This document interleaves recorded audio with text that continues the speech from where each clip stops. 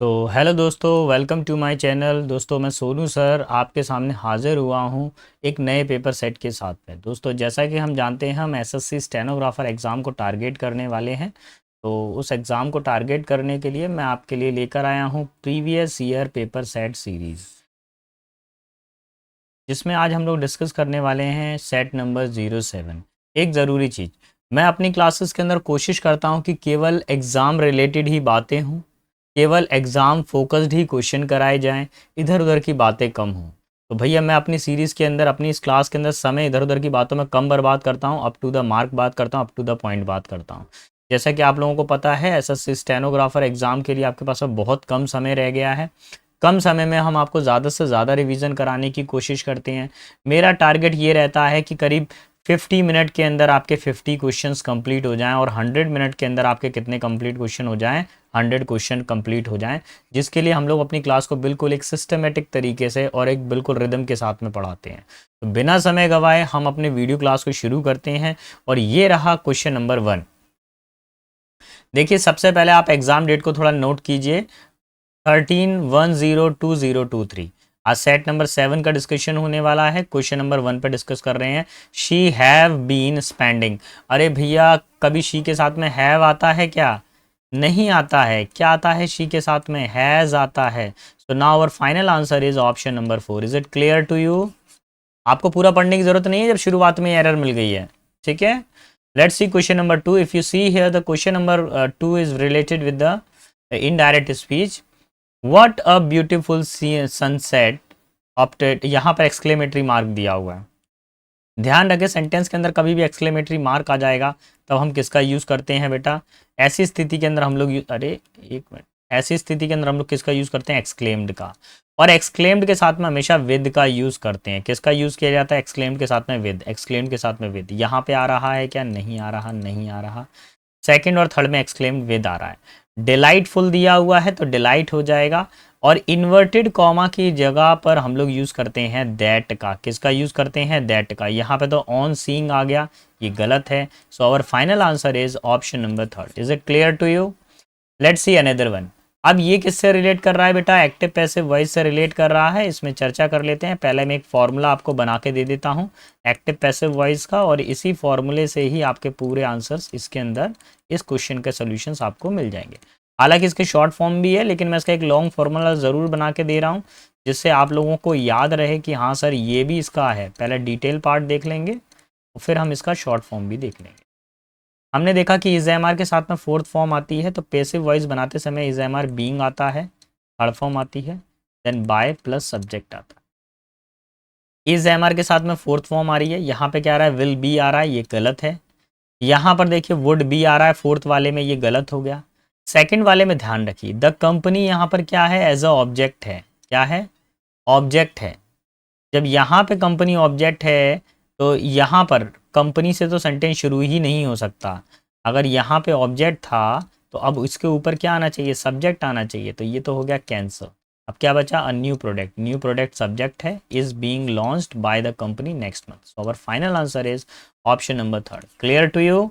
Let's see another one, question number 4। और 4 क्या कहता है? Kajal has an inclination for history. Inclination का मतलब क्या था? किसी चीज़ की तरफ झुकाव होना, रुझान होना, किसी चीज़ में क्या होना? इंटरेस्ट होना।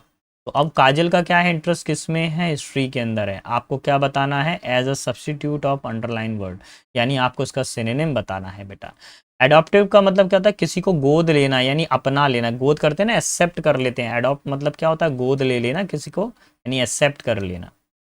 एटीट्यूड का मतलब होता है किसी की तरफ अपनी क्या सोच है, किस तरफ को अपना, मतलब किस तरफ को हमारा माइंड सेट है, एटीट्यूड बोलते हैं ना। इसका एटीट्यूड तो देखो। और एप्टीट्यूड का मतलब क्या होता है? किसी चीज़ में अपनी योग्यता होना। ठीक है। एल्टीट्यूड का मतलब क्या होता है?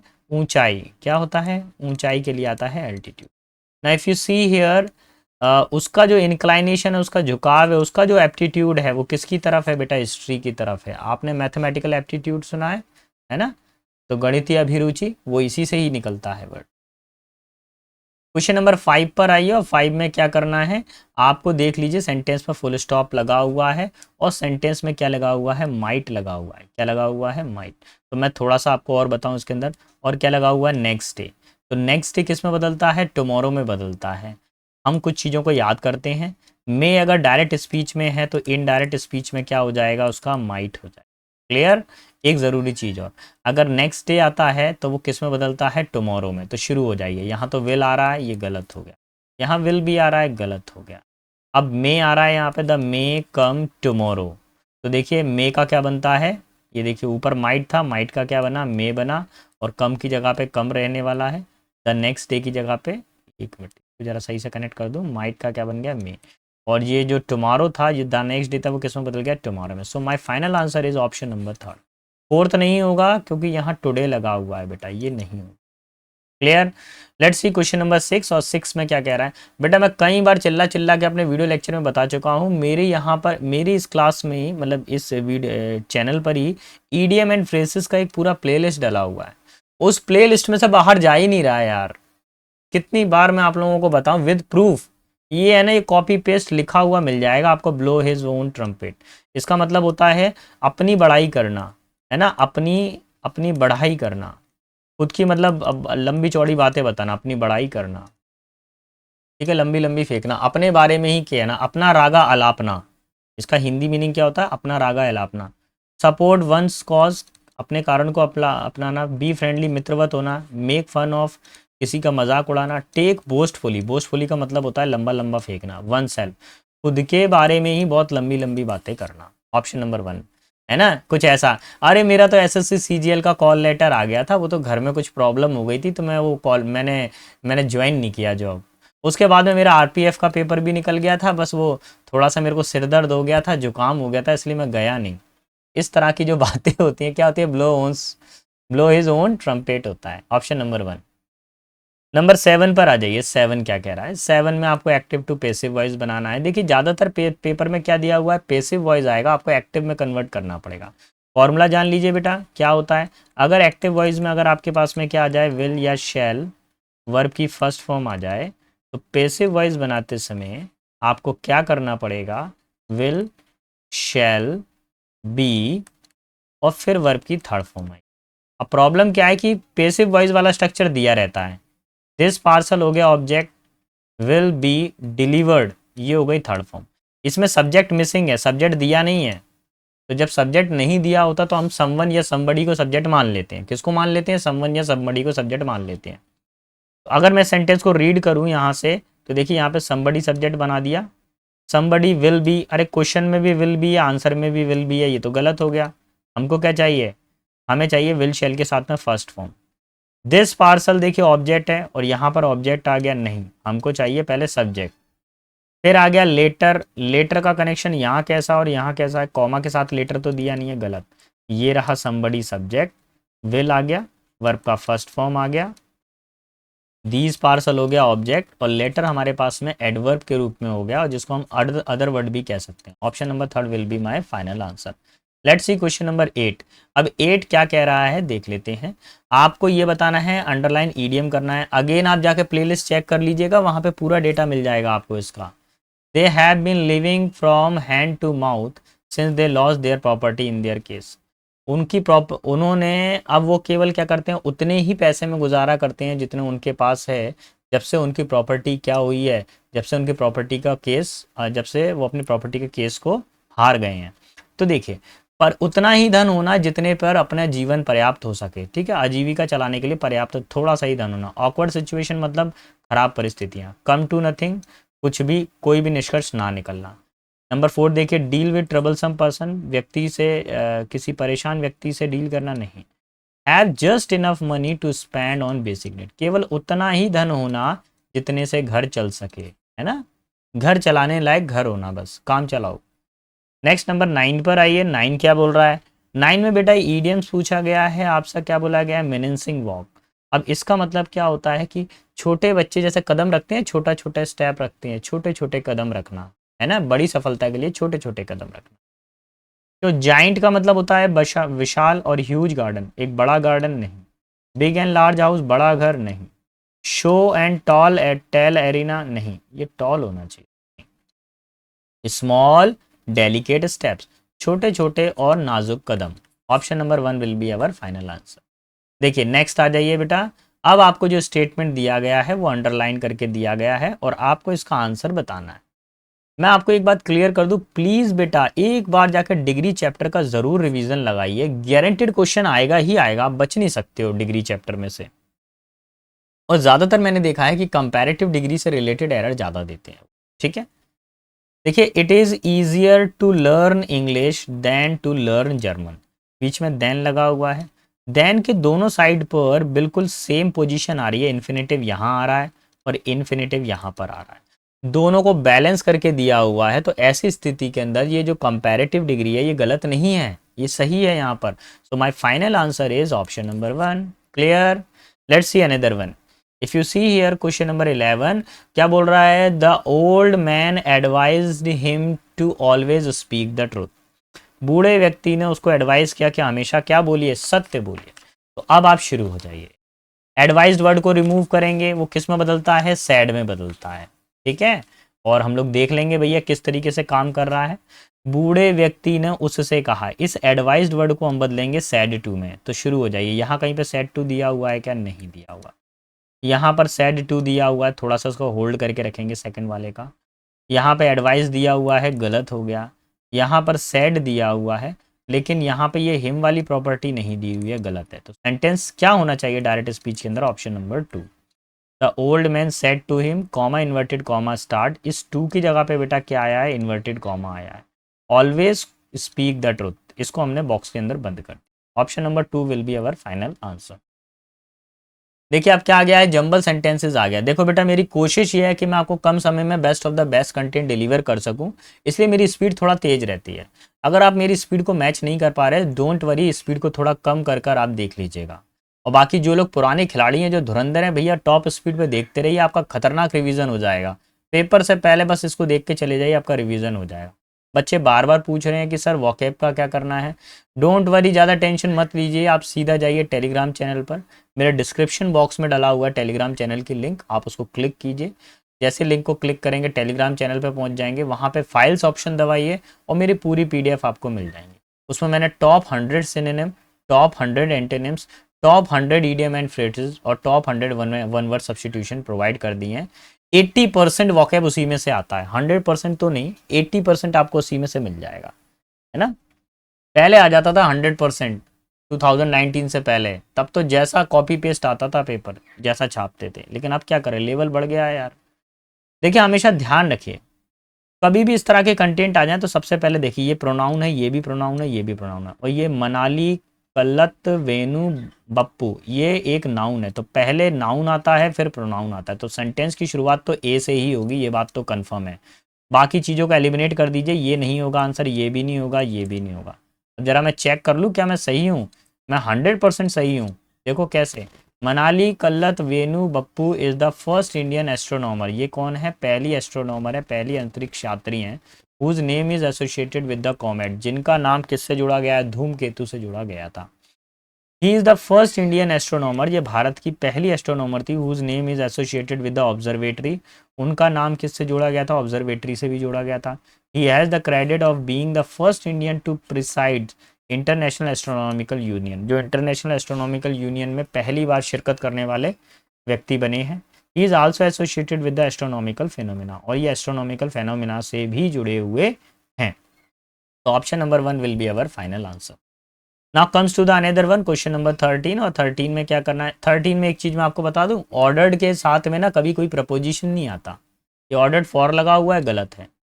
ऑर्डर्ड फॉर लगा हुआ है यहाँ पर, ये गलत है। ऑर्डर्ड फॉर लगा हुआ है, गलत है। अब हमारे पास में क्या देखना है? हमको सिर्फ ये देखना है कि ऑर्डर के तुरंत बाद में प्रपोजिशन नहीं होना चाहिए, थोड़ा सा डिस्टेंस में हमारे पास में प्रपोजिशन होना चाहिए।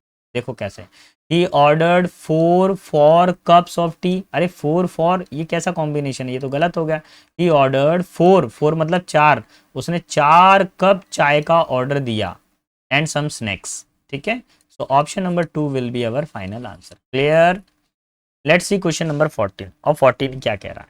14 में आपको अंडरलाइन करना है। क्या अंडरलाइन करना है? ईडियम एंड फ्रेजेस को अंडरलाइन करना है। और यहाँ पर लिखा हुआ है, Erin pull a face when she heard John was coming for the meeting. Erin का क्या है? मुंह चढ़ा लिया, कि मुंह बनाना क्या होता है? पुल फेस का मतलब क्या होता है? मुंह बना लेना। मुंह बनाना किसी को देखकर या मुंह को उतार लेना, इस तरीके का, मानी चेहरे को खींच लेना, ऐसा टेढ़ा सा मुंह हो जाना, ऐसा मुंह हो जाना, तो पोला फेस हो जाएगा। तो ये जो स्थिति होती है उसके बारे में चर्चा हो रही है। उसने देखा कि जॉन मीटिंग में आ रहा है तो उसने अपना मुंह बना लिया। Show that you get extremely well and someone, आपको किसी को देखकर बहुत खुशी होना, नहीं बेटा। सेकंड वाला, show that you do not like something by making an unpleasant expression, आप इस तरीके से मुंह बना लीजिए कि आपको किसी को देखकर मुंह बना लेना और चेहरे पे खराब भाव का आना। तो यही आंसर है option number 2। Show that you are kind और एम्फेथेटिक, किसी के प्रति दया का भाव दिखाना। तो you are relaxed and control, आपको ये दिखाना कि आप काफ़ी ज़्यादा रिलैक्सड हैं, नहीं बेटा। Option number 2 will be my final answer. Clear. Let's see question number 15, और 15 क्या बोलता है। इसमें जो बताना है आपको एंटोनिम बताना है। टिमोरस, टिमोरस का मतलब क्या होता है, ऐसा व्यक्ति जो काफ़ी ज़्यादा डरपोक हो, है ना, शाई हो। देखो टिमिड वर्ड है ना, टिमिड, टिमिड वर्ड सुना है कि नहीं सुना, उसी से निकला है क्या, टिमोरस वर्ड। ठीक है। इम्बेसिलिक का मतलब क्या होता है, जो मूर्ख व्यक्ति हो, काफी फूल हो। ठीक है।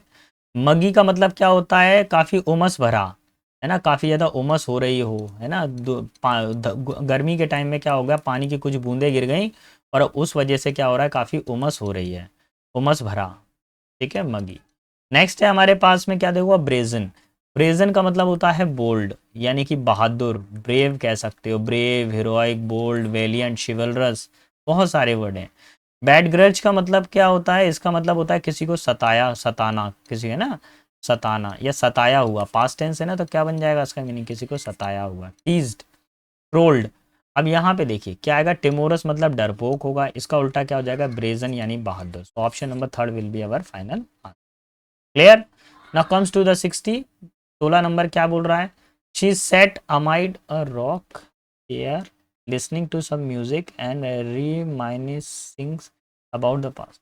वो क्या है, एक रॉक चेयर पे बैठी हुई हैं, गाने सुन रही हैं और अपनी पुरानी यादों को याद कर रही हैं। तो देखिए रॉकिंग चेयर, क्या लिखा हुआ, रॉकिंग चेयर, यानी कुल मिला के चेयर पर बैठी हुई हैं।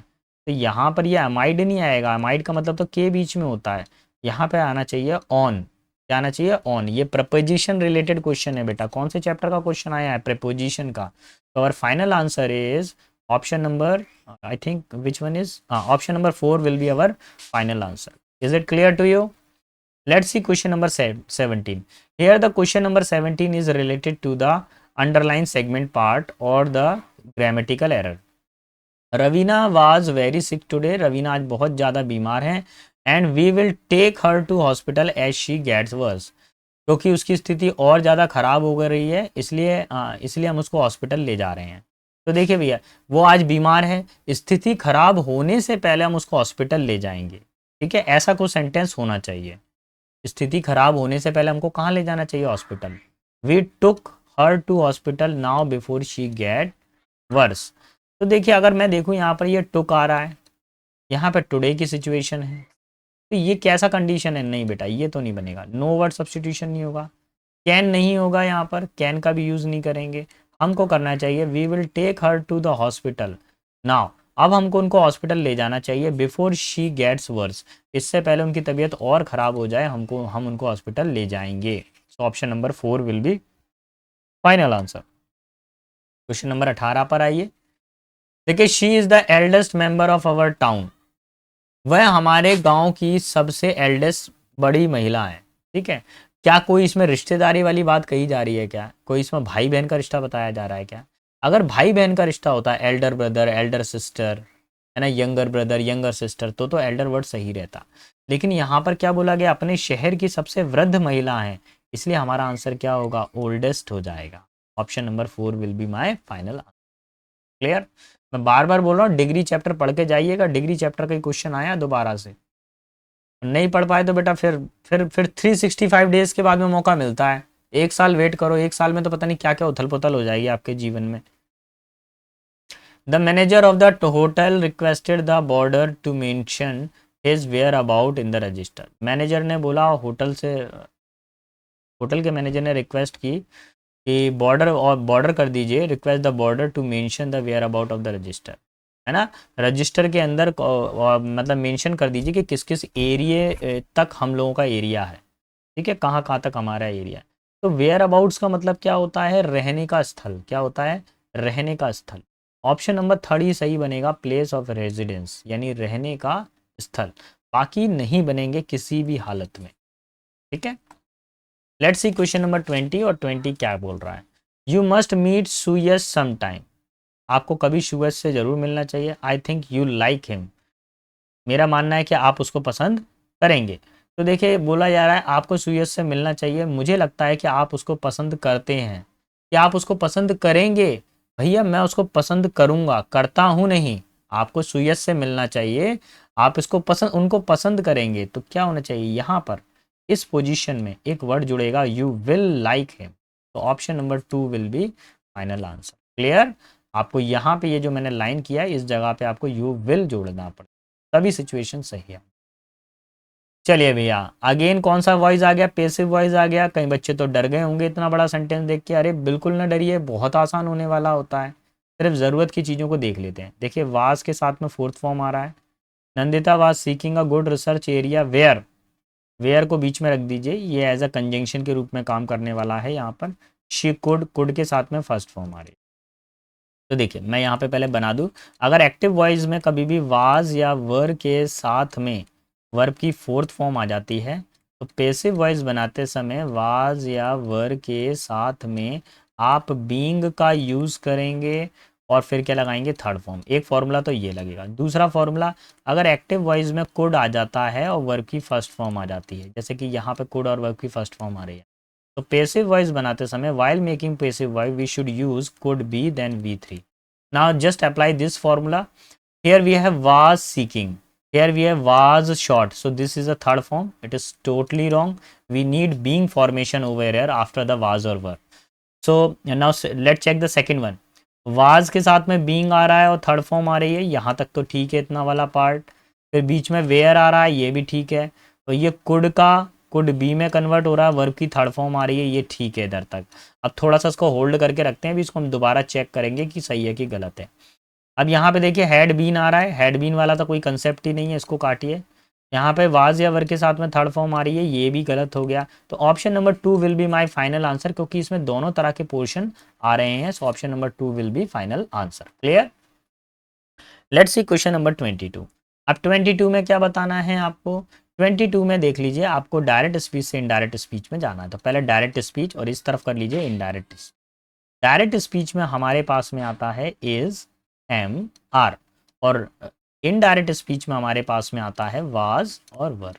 अब आपको मालूम है यहाँ पे क्या लिखा हुआ है, इनडायरेक्ट स्पीच लिखा हुआ है, तो इसलिए आपको वाज वर से किस में जाना है, इज एम आर में जाना है।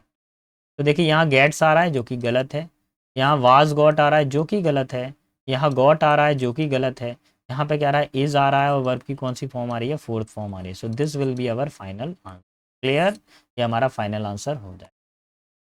लेट्स सी क्वेश्चन नंबर 23, और 23 किस तरह के कंटेंट को बता रहा है, इसमें क्या चीज़ें दी गई हैं वो देखिए। मैं बार बार आपसे एक ही बात कहता हूँ कि सबसे पहले जाके नाउन प्रोनाउन इनको पकड़िए, इनसे आपका जल्दी आंसर होगा।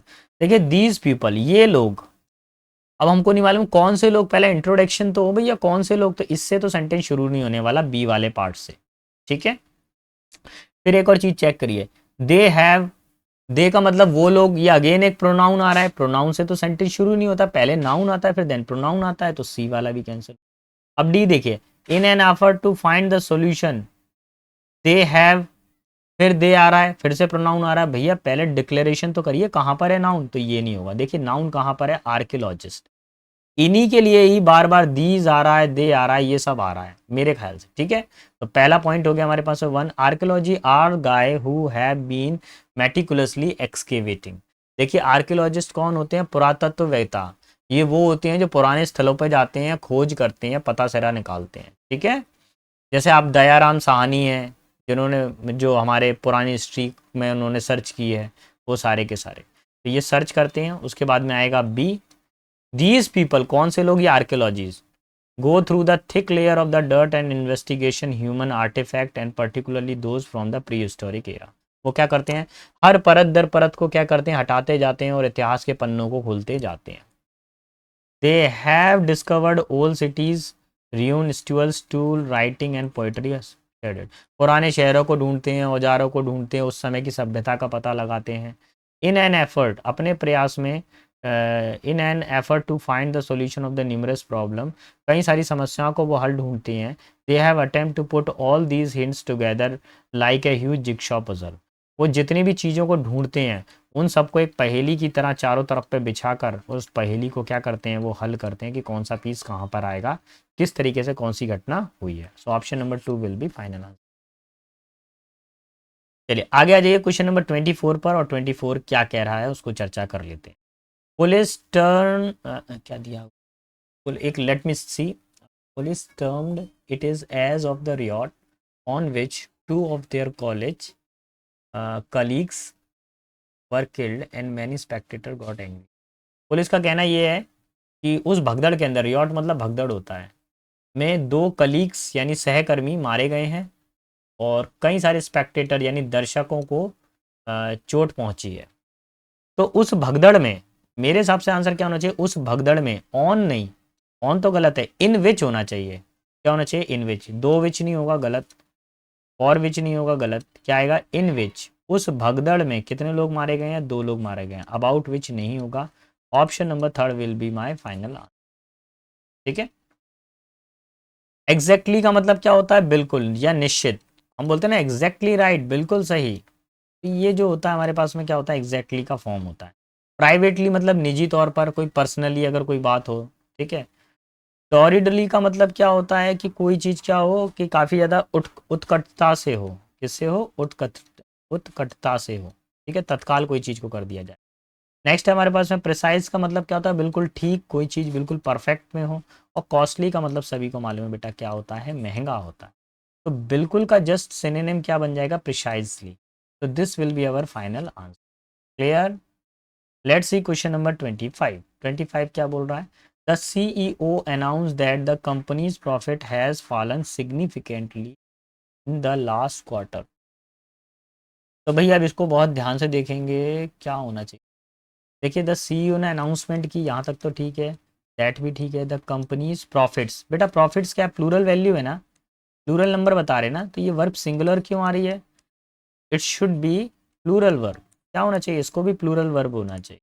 तो now my final answer is option number 4। Clear. क्या हो जाएगा, ऑप्शन नंबर 4 मेरा फाइनल आंसर हो। चलो जवानों अब आगे की तरफ और बढ़ते हैं, जल्दी जल्दी इसको फिनिश करेंगे। हमारा टारगेट है 50 क्वेश्चन, आप डटे रहिए मैदान के अंदर। जब सिर्फ मुझे 20 मिनट्स दीजिए, मैं कवर करता हूँ 20 मिनट्स के अंदर।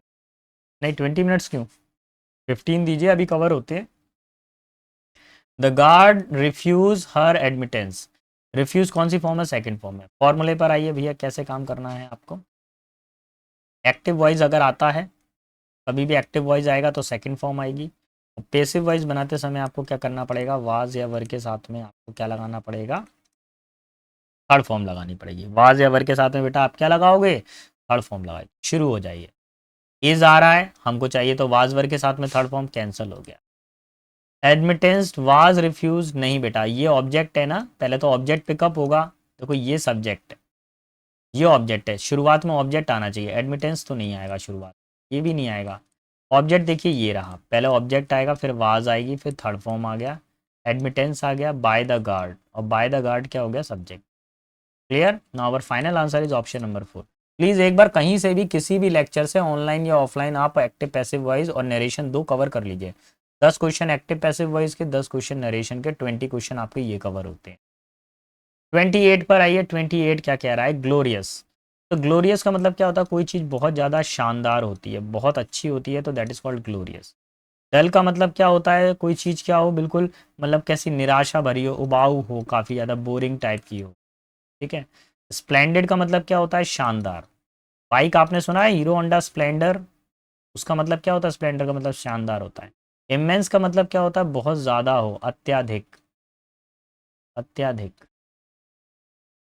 और कीन का मतलब क्या होता है, कोई चीज़ के लिए आप काफ़ी ज़्यादा उत्सुक हो, यानी ईगर हो किसी चीज़ को लेकर। शानदार का क्या हो जाएगा बेटा, शानदार ही होगा। Option number 2 will be our final. Clear. Let's see question number 29। 29 क्या बोल रहा है, 29 को एंटोनिम आपको बताना है। नॉमिनल का मतलब क्या होता है, कोई चीज़ क्या हो, बिल्कुल नाम मात्र की हो। कैसी हो, कोई चीज़ बिल्कुल नाम मात्र की हो। ठीक है। फिर नेक्स्ट वर्ड है हमारे पास में आइडेंटिकल। आइडेंटिकल का मतलब क्या होता है, सेम, यानी सेम टू सेम, एक समान हो कोई चीज़।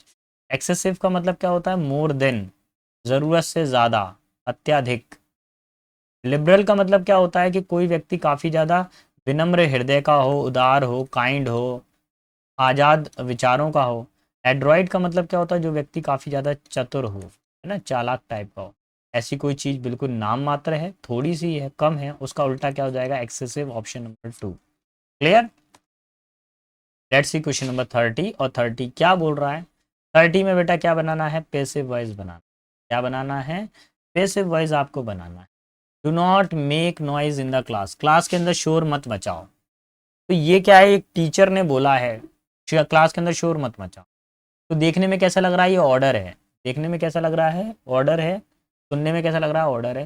लेकिन हो सकता है शायद टीचर सलाह दे रहे हो, भाई क्लास के अंदर शोर मत मचाओ, इंपॉर्टेंट चैप्टर पढ़ाने वाले हैं हम। तो अगर ऐसा भी हो सकता है तो कभी कभार बेटा ये डू नॉट वाला है, वैसे तो लेट से बनाना चाहिए, लेकिन कभी कभी ये शुड नॉट से भी बन जाता है। किससे बन जाता है? शुड नॉट से।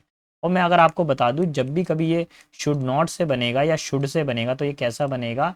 Subject plus should be plus V3 plus by plus subject, ये कंडीशन अप्लाई होगी हमेशा, ध्यान रखना।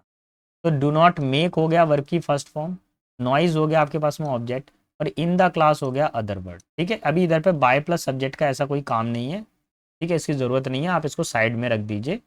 अब मैं इसको सॉल्व करूंगा। तो सबसे पहले मेरे को क्या चाहिए होगा? सारी चीज़ें रखो। सबसे पहले चाहिए होगा मुझे नॉइज, नॉइज ऑब्जेक्ट आ गया।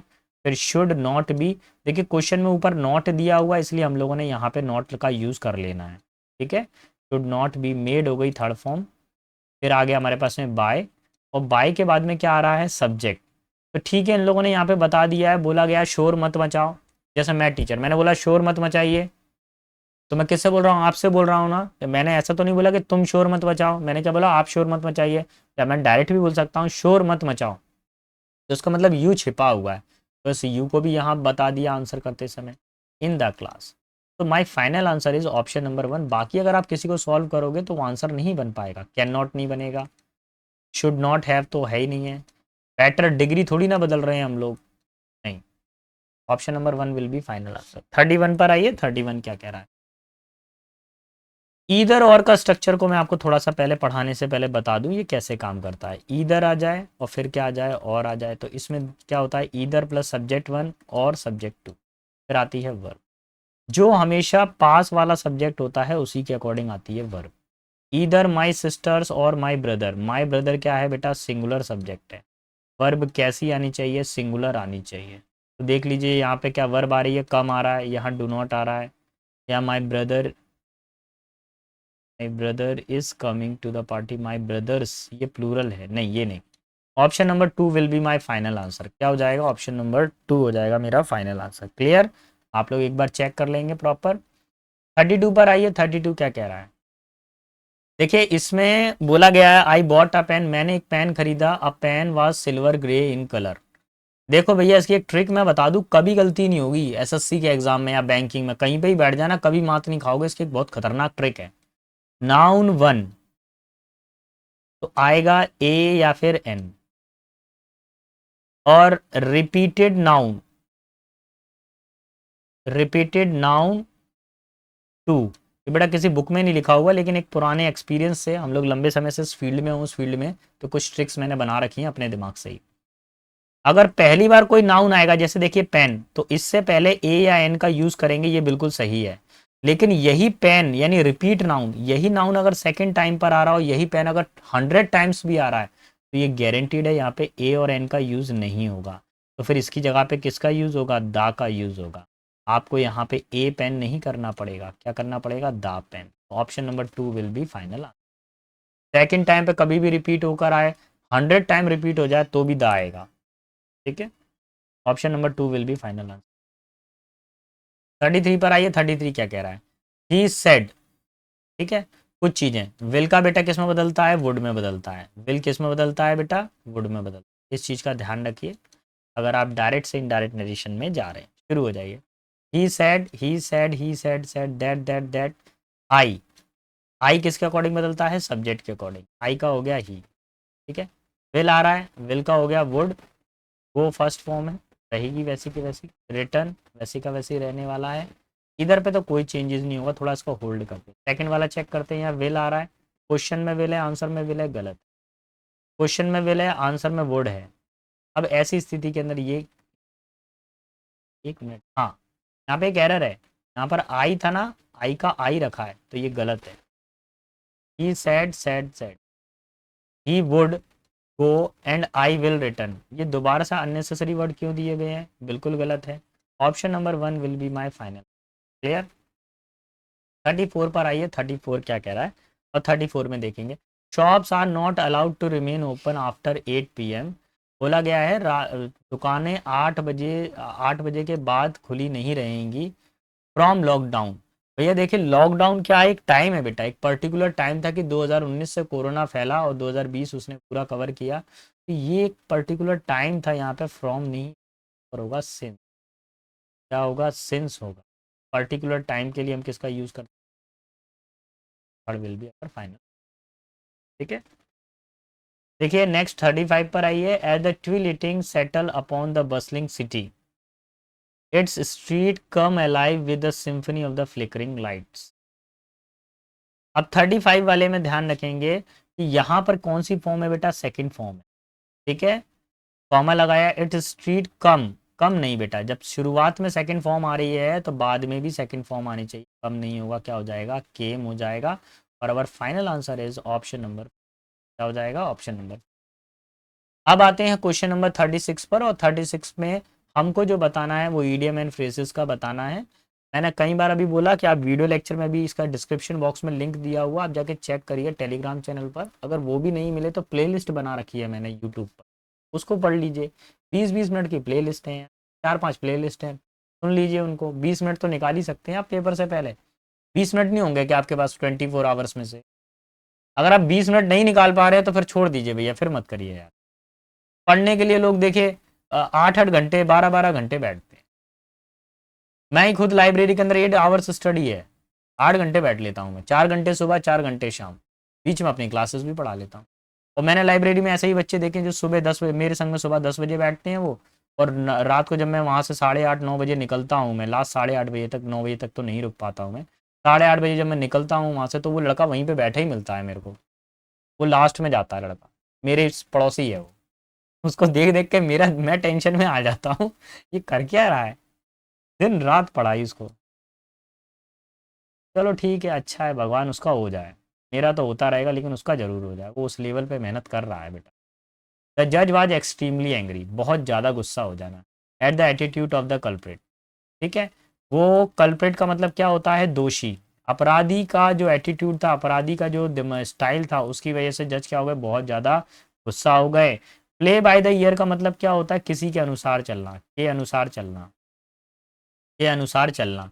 जैसा किसी को सुन लिया, जैसे कानों में आवाज़ पड़ी वैसे ही चल पड़े, के अनुसार चलना। कोई दिमाग नहीं लगाना, किसी ने कह दिया चल पड़े। Make one's boil blood boil, इसका मतलब क्या होता है, खून खौल जाना, यानी बहुत गुस्सा हो जाना। कैसा हो जाना, खून खौल। तो यही इसका आंसर है, ऑप्शन नंबर 2। ठीक है, गुस्सा हो गया था। Back to the drawing board का मतलब क्या, फिर से शुरुआत करना, फिर से शुरुआत करना। देखिए हम क्या कर रहे हैं, एसएससी एग्जाम की तैयारी कर रहे हैं, और मैं चाहता हूँ कि भाई आपका सिलेक्शन हो जाए, लेकिन फिर भी अगर कुछ गड़बड़ हो जाती है तो आप क्या हो जाएंगे, back to the drawing board हो जाएंगे, फिर 0 से फिर तैयारी करो, फिर 100 तक जाओ। थ्रो कॉजन टू द विंड, इसका मतलब क्या होता है, सावधानी बरतना, केयरफुल। काफ़ी कोई काम क्या करना, काफ़ी केयरफुल करना, अलर्ट होके किसी काम को करना। ठीक है, चलिए option number 2 will be my final answer. Let's see question number 37, और 37 क्या बोल रहा है। ईडियम पूछा गया है दोबारा से, भैया पहले सबके मीनिंग देख लीजिए। ओवर द मून का मतलब क्या होता है, बहुत ज़्यादा खुश होना। ठीक है, ऑन क्लाउड 9 यानी 7वें आसमान पे शेर होना, यानी कि खुश होना। Hit the nail on the head, इसका मतलब क्या होता है, मौके पे चौका मारना, या सही सही बिंदु पर जाना, है ना, सही निशाना लगना, या सही बिंदु पर जाना। ठीक है, सही बिंदु पर जाना, या सही मौका लगना। Every cloud has a silver lining, हर निराशा में आशा होती है ना। जैसे हर बादल के पीछे कुछ अच्छा छिपा होता है ना, हर बुराई में अच्छाई होती है, इस तरह का ये क्लॉज है ये। Every cloud has a silver lining, हर बादल छटने के बाद में क्या होती है, रोशनी होती है। ठीक है, तो अब वही देखना है। You should not stress much, आपको ज़्यादा तनाव लेना नहीं चाहिए। This unpleasant situation could be hiding something positive, कि इस अनप्लीजेंट सिचुएशन के पीछे कुछ ना कुछ अच्छा छिपा हुआ है। So option number 4 will be our final. Clear, यही हमारा आंसर हो जाएगा, यानी बुराई में भी अच्छा ही छिपी हो। 38 पर आइए। 38 क्या बोल रहा है, हमारे पास में जो वर्ड दिया गया है एंटोनिम आपको बताना है, वर्ड है डिसेडेंट। डिसेडेंट का मतलब क्या होता है, पतनशील। किसी का क्या हो रहा हो, पतन हो रहा हो, घट रहा हो, कोई चीज़ डिक्रीज हो रही हो, क्या हो रही हो, डिक्रीज हो रही। क्लियर। अब फ्लोरेसेंट का मतलब क्या होता है, कि काफ़ी ज़्यादा जिसमें क्या हो, रोशनी हो, लाइट हो, प्रकाशमान। वर्टियस का मतलब क्या होता है, जो अच्छा हो, सदाचारी हो, जिसका आचरण बहुत अच्छा हो। मफल्ड का मतलब क्या होता है, गला घोंटना। ठीक है, गला दबाना या घोंटना। फिर है एनफ्लेम्ड। एनफ्लेम्ड का मतलब क्या होता है, भड़काना, लड़ाई रट्टे को किसी को भड़काना। ठीक है। तो डिसिडेंट का मतलब क्या होता है, डिक्रीज, कम होना, मतलब पतन होना। और वर्टिस का मतलब होता है सदाचारी, यानी अच्छाई होना। Option number 2 will be final. Clear. 39 पर आइए। 39। 39 की अगर हम चर्चा करें तो यहाँ पर सबसे पहले आप क्या बनाइए, एक्टिव पैसिव वाला फॉर्मूला बना लीजिए। आपको सबसे पहले यहाँ पे फॉर्मूला बनाना पड़ेगा और उसको देखना कैसे काम।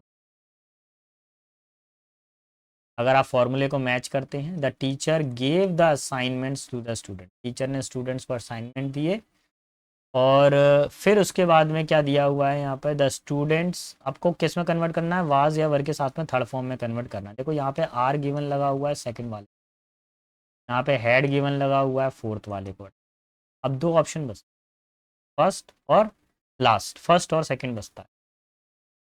तो देखिए एक चीज बताऊं, यहाँ पे द टीचर है तो द टीचर से तो यहाँ सेंटेंस शुरू हो ही नहीं सकता। यहाँ पे सेंटेंस शुरू होगा द स्टूडेंट से, क्योंकि ये ऑब्जेक्ट है, पहले ऑब्जेक्ट आएगा। The students were given the assignment by the teacher, teacher subject है, लास्ट में चल, क्योंकि एक्टिव पैसिव वॉइस में क्या होता है, सब्जेक्ट पीछे चला जाता है, ऑब्जेक्ट आगे आ जाता है। ऑप्शन नंबर 1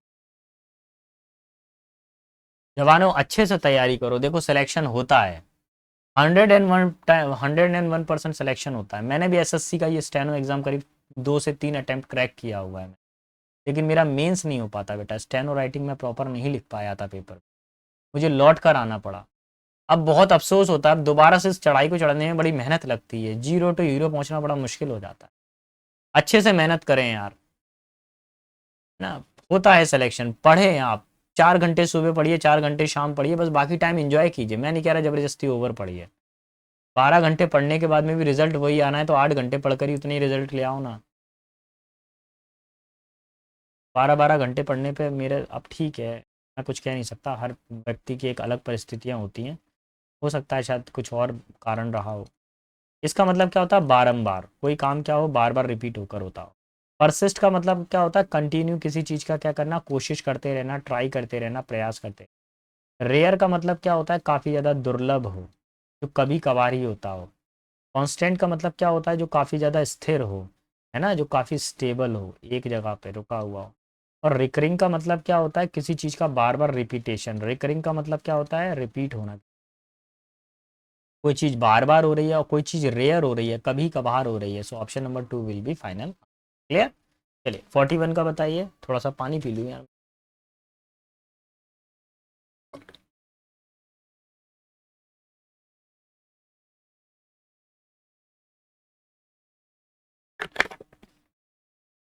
आपको क्या बताना है, सिनोनिम बताना।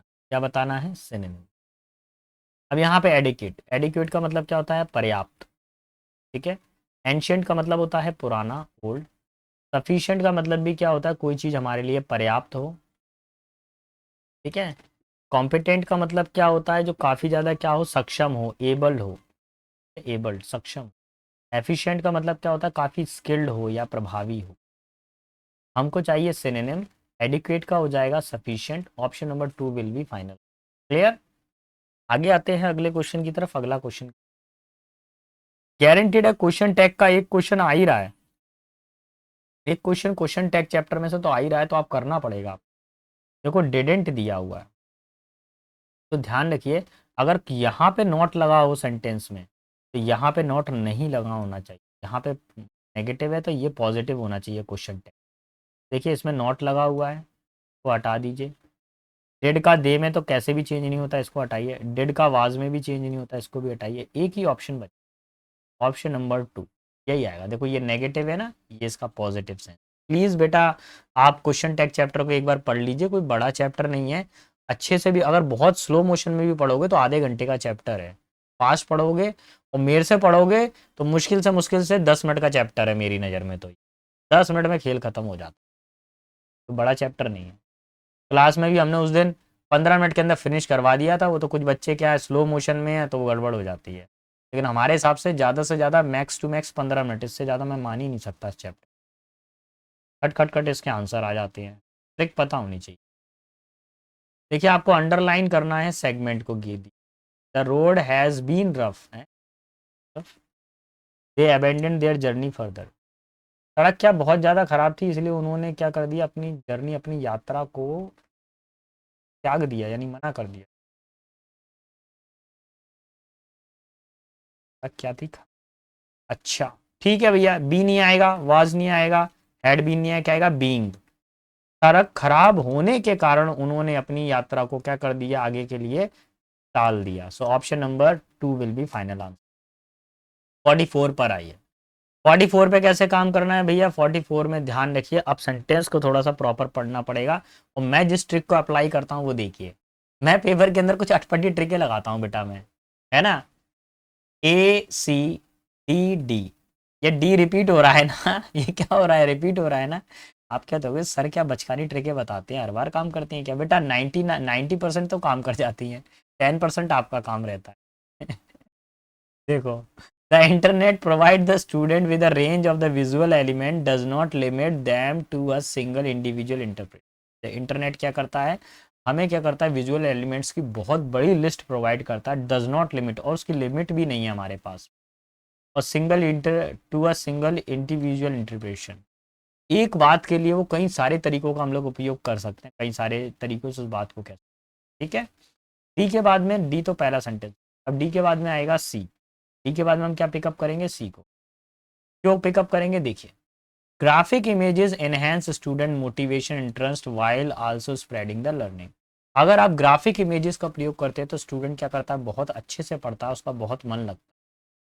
फिर उसके बाद में आएगा आपके पास में B, visual materials can also. देखिए आल्सो वर्ड का यूज कब किया जाता है, जैसे बोला गया राम अच्छा पढ़ता है, श्याम भी अच्छा पढ़ता है, तो जो भी का सेंस होता है उसके लिए आता है। इसका मतलब इससे पहले एक सेंटेंस है, तो मैं डी के बाद में कभी भी बी को नहीं रख सकता, हमेशा सी के बाद में ही बी आएगा। इसके बाद में बी आएगा, सी के बाद में बी आएगा, बी पहले नहीं आ सकता, ये ध्यान रखना है, बी पहले नहीं आ सकता, पहले सी आएगा फिर बी आएगा।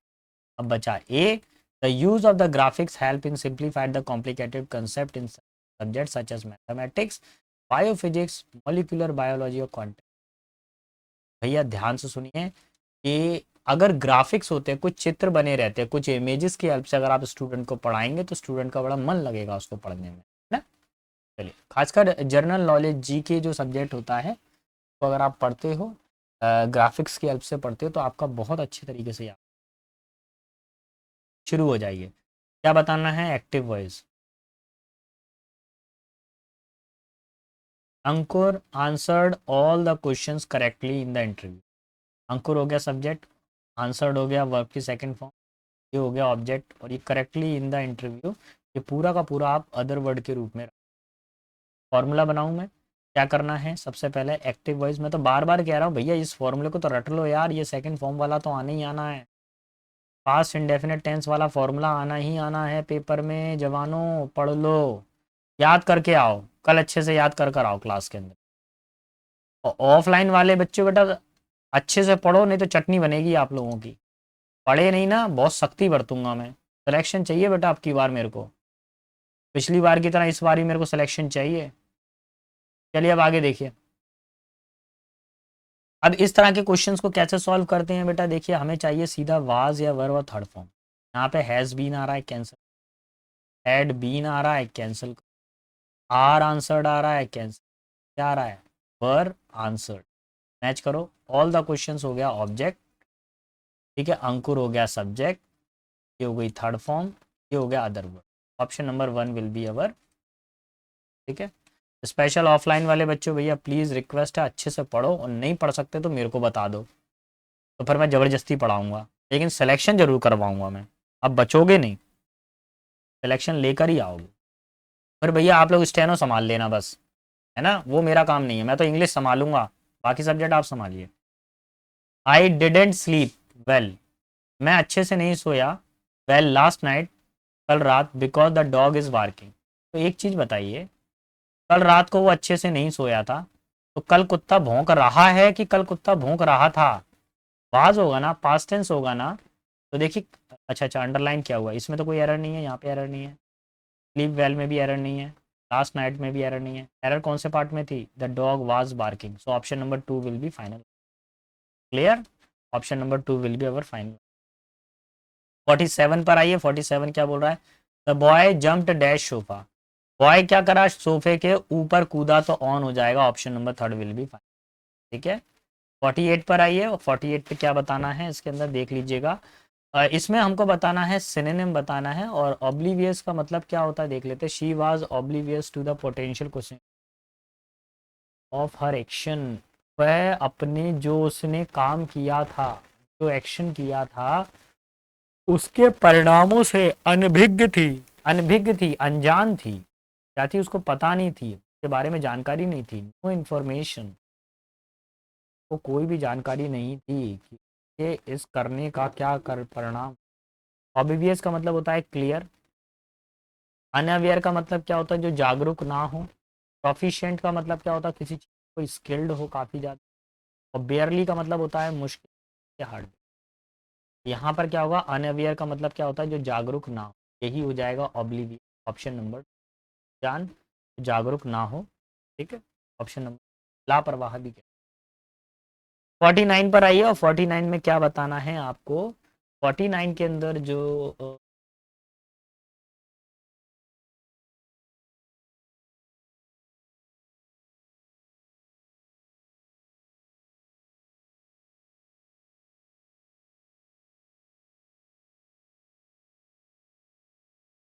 The knowledge and ability that student are expected to the master that they progress, ये देखिए प्रेजेंट चल, progress through 4 year of high school are referred, जो नॉलेज और जो योग्यता उस छात्र के पास थी, छात्र के पास, पास थ्रू द, जो उसने 4 साल में हाई स्कूल में प्राप्त की। डेटोरिएट मतलब बर्बाद करना, ये तो होगा। रेग्रेस मतलब पीछे हटना, ये। Grow with, grow with the 5 year, नहीं नहीं ये भी नहीं होगा। देखिए यहाँ प्रोग्रेस का मतलब किससे लगा सकते हैं, एडवांस, उसकी जो 4 साल की जो नॉलेज थी, वो उसके लिए क्या थी, लाभकारी हुई थी। तो प्रोग्रेस का मतलब होता है तरक्की करना, एडवांस का मतलब भी होता है तरक्की करना, यही इसका आंसर।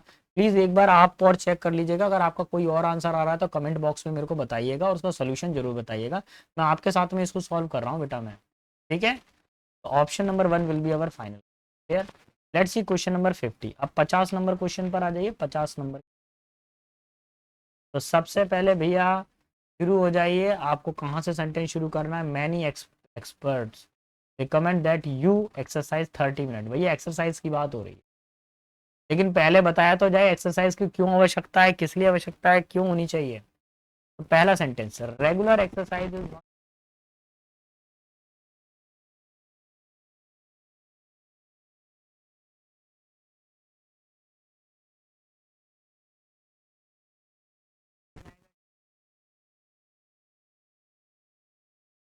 8 मेंटेन रहता है, और बोन्स, हड्डियां मजबूत रहती हैं, muscles, and lower risk of the diabetes, और डायबिटीज का खतरा भी कम हो जाता है।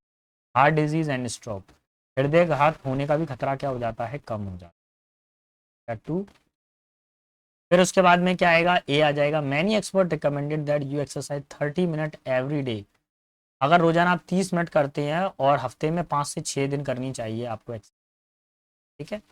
Something our basics, 30 minutes of the brisk walk, आप 30 मिनट चाहे जल्दी जल्दी चला करें, स्ट्रेचिंग कर सकते हैं 30 मिनट के अंदर।